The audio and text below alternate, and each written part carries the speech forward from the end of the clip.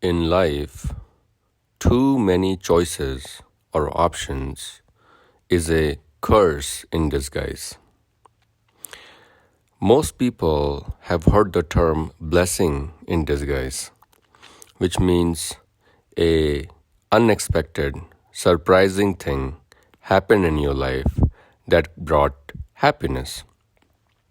A curse in disguise is the phenomenon in which you had a unexpected event and it created certain number of options for you, and you choosing one of those options led to you being worse off than you were before. So in life in general, the more options or availability of different choices you have, the more cursed or darned you will be. Why is that? If you follow the pathway in Gita, where there is clear hierarchy in the ability of the Sukshma Sharir apparatus, namely Indriya, is reigned over by the Man or mind, which is reigned over by the Buddhi, which in turn is reigned over by the Atman. Indriyani paranundev paramana manasastu parabuddhoyo buddhe partastu sa. And Indrani, Man and Buddhi are said to be the breeding grounds of desire to different levels. And in another shloka we also know that Krishna describes himself that among the Indriyas I am the Man, because the Man or the mind is the controller of the senses, or should be the controller of the senses. So, knowing that the Indriya senses create pleasure, the mind creates desires, the intellect creates the morality judgment, and soul creates the witnesser. So, knowing these four hierarchies, you know that the lower parts of this pyramid formed by the senses and the mind are always trying to create novelty, because there is this phenomenon of desensitization, which is exposure to the same stimulus will create a diminished response. This happens very often in addiction, where you will need a bigger hit to get the same response in the individual who is doing smoking, drinking, drugs, video gaming, you name it. So obviously there has to be a higher dose if you're bringing the same stimulus. The other option is to bring a new stimulus, and that is the work of the mind. That is what we call desires. So the desires are nothing but creativity in the mind to engage the senses with the objects of sensual gratification, so that we can experience pleasure once again. Because the crafting of these new ideas happens in the name of desires by the mind, but the experiencing of those new ideas will require both senses and object of sensual gratification binding to each other. The food with the tongue, the music with the ears, the skin with the touch, and so on. But whether it is a morality-based, ethics-based, dharma-based experience, that the buddhi will decide. So obviously, a lot of pleasures will be banned by the buddhi because they do not fall in the realm of dharma. So the buddhi is said to be delineating intellect or discriminatory intellect. So you see, the options that the mind would have cropped as desires has been curtailed as non-ethical, non-moral by the mind. And when you go even by the intellect, and when you go even higher at the level of Atman or the soul, you are the witnesser in Supreme. So it becomes a Nirgun Brahman. And that is how far it says that there's nothing for me to do. There's nothing for me to experience. There's nothing for me to pass judgments on whether they are moral or immoral, because there's nothing to do. So that's why it shrinks the option availability to even less, to zero, as close as you can get. So, in general, in life, let's give you some practical examples. When you are a kid, if you are raised by Indian parents, most likely you had very few options as to what you should do with your career. Most of the parents, at least um, parents who are boomers now, or parents of our generation who are in their 60s, 70s, they would have told us as kids that you have to work hard and make a good living. You cannot chase your dreams, as they say in America. Go chase your dreams. Puts a lot of burden on the kid itself to figure out, first of all, what is dreams? What are his dreams? And what does chasing your dreams means? Because the dreams eventually are over. So, should I just waste 3-4 years of my life chasing a dream to become a football player because it's glamorous, because it's hitting my senses a lot, it's hitting my mind a lot in college, because these are the football players who are getting all the attention?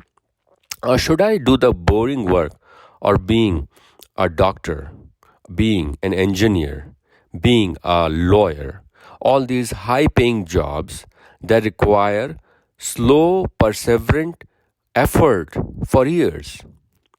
So, chase your dreams does not work in the East Indian philosophy. Like when you are ascribed the varnashram of brahmacharya in the first 25 years of life, you have been committed to that by the society and the system. There is no option. A 4-year-old or a 10-year-old child is not allowed to say that, no, I want to do grihastha first. I want to go to high school and have a girlfriend first, and then I'll figure out my career. So that has been already assigned to you and expected from the society as a whole. The first 25 years, you will do brahmacharya, then you will do your grihast for the next 25, then you will do the aranyak, and then you will do the sannyas. So once that setup is there, you have to follow that sequence. This is done by the Vedic society. Whereas in America, chase your dreams, kids have the ability to do whatever they want. It doesn't have to be anything academic or anything that's going to grow their professional.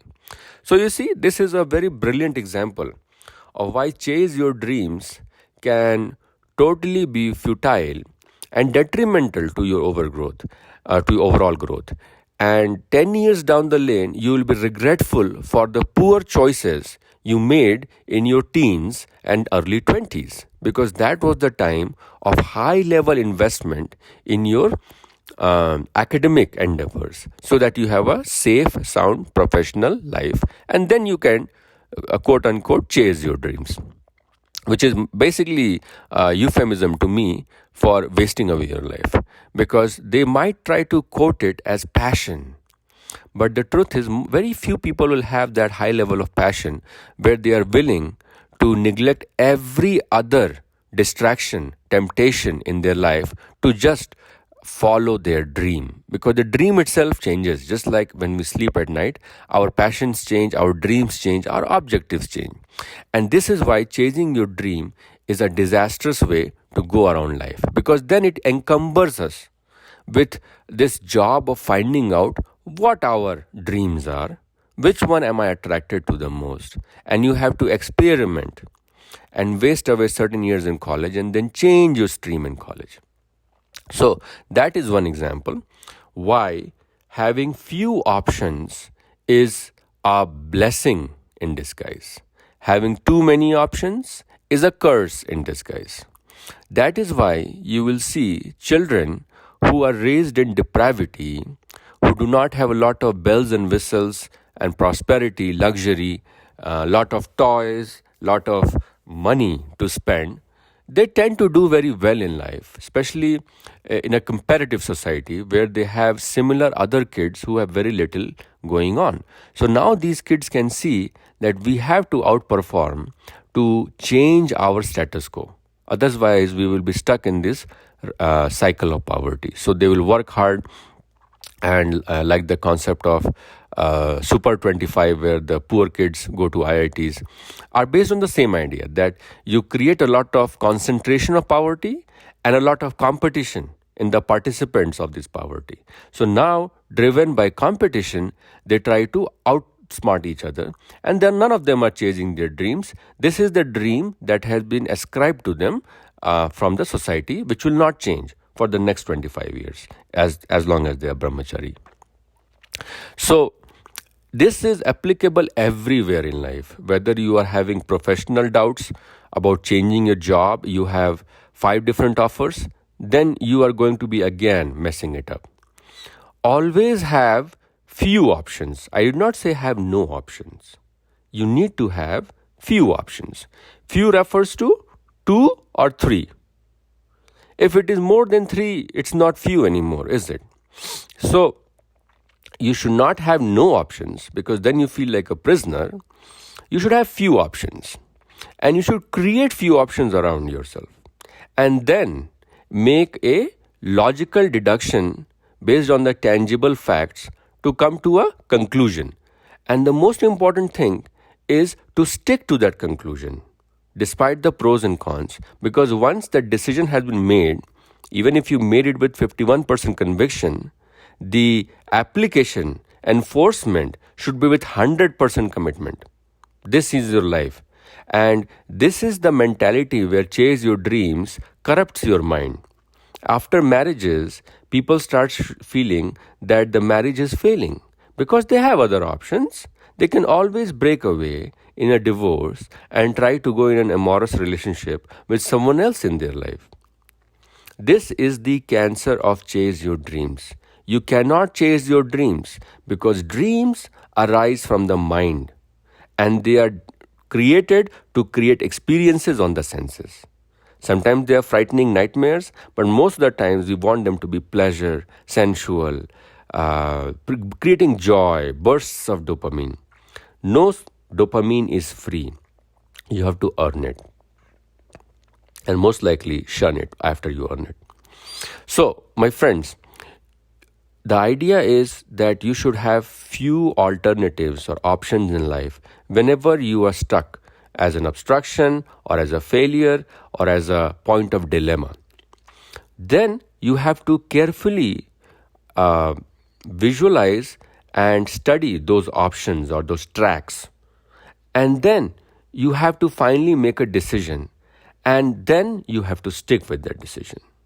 The more options I give you, the more confounded, confused you become, the lesser chance you have to explore each individual option, and hence, the more the chances of having regret, remorse later that I chose the wrong option. But if you have few options, you can study them well, you can study those paths very well to understand which is best suited for you based on your samskaras, based on your desires, and then try to employ the intellect or the discriminating intellect or the dharma, and that's why you will stick with the option that provokes peace, not sensual gratification. This applies to individuals who are trying to get married and are having different prospective life partners. You have to see which one brings peace to you, which one brings long-term peace. And the way to determine that is that when you are away from them, then also you have a longing for them. Good feelings, because the joy spikes will go away, the peace waves will stick with you. Whichever option is peace creating, that is made in the realm of morality, dharma, and hence that should become your next karma.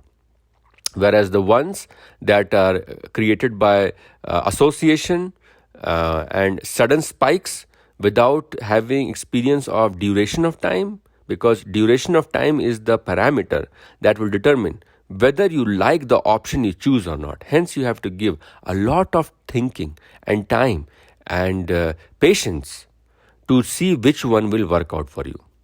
But do not try to create a lot of options or alternatives, because that is how you can mess it up. You can keep looking for an option that fulfills your predetermined criteria. That is totally fine. That is not a diversification of options. That is patience to procure the option that you are looking for. But be realistic, reasonable with your time frames, and then stick with the options through thick and thin once a choice has been made. And then you will be very peaceful in life. You will have gratitude and humility, which are next to Brahman. Hope you like this video. Please leave your comments below. Jai Shri Ram.